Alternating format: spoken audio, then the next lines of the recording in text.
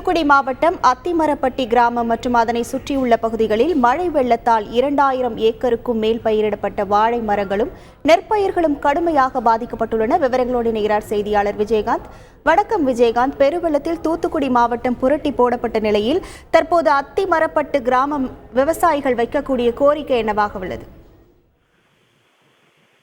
வணக்கம் மேடம். அதாவது தூத்துக்குடியில் கடந்த 17, 18 ஆகிய தேதிகளில் விடாது பெய்த கனமழை காரணமாக மாவட்டத்தின் பல்வேறு பகுதிகள் மிகவும் பாதிப்புக்குள்ளாகியது. குறிப்பாக தூத்துக்குடி மாநகர பகுதி மற்றும் அதன் சுற்றுவட்டார பகுதிகளாக இருக்கக்கூடிய தூத்துக்குடி அருகே உள்ள அத்திமரப்பட்டி மற்றும் அதன் சுற்றுவட்டார பகுதிகளான முள்ளக்காடு போன்ற பகுதிகளில் விவசாயம் செய்யக்கூடிய சுமார் ஒரு 2500க்கு மேல் ஏக்கரில் வாழை மற்றும் நெற்பயிர்கள் அதிகமாக சாகுபடி செய்து வந்தனர். இந்த நிலையில் இந்த மழையானது எதிர்பாராத மழையானது வந்ததால் முழுவதுமே, அதாவது இந்த 2 நாட்கள் பெய்த கனமழை காரணமாக அந்த பகுதி முழுவதுமே நீரில் தத்தளித்த நிலை ஏற்பட்டுள்ளது. அதாவது அந்த கனமழை பெய்த அந்த 2 நாட்களுக்குமே 12 அடிக்கு மேல் தண்ணீர் இருந்ததாக கூறப்படுகிறது.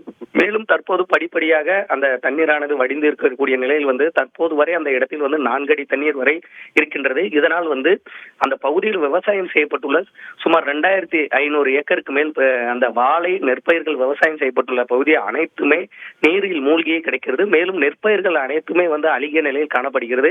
மேலும் வாழைகள் இனி அந்த பயன்படுத்த முடியாது, அதாவது இனி அந்த வாழை சாகுபடி செய்ய முடியாத அளவிற்கு அந்த இது மோசமாக தண்ணீரில் கிடப்பதால் பல கோடி ரூபாய் இழப்பு ஏற்பட்டுள்ளதாக விவசாயிகள் கவலை தெரிவிக்கின்றனர். மேலும் இதுவரை எந்த அரசு அதிகாரிகளும் இதனை பார்க்கவில்லை எனவும் உடனடியாக அந்த அரசு அதிகாரிகள் உடனடியாக தலையிட்டு அந்த பாதிப்படைந்த விவசாய நிலங்களை பார்வையிட்டு விவசாயிகளுக்கு இழப்பீடு வழங்கினால் மட்டுமே மறு விவசாயம் செய்ய முடியும்.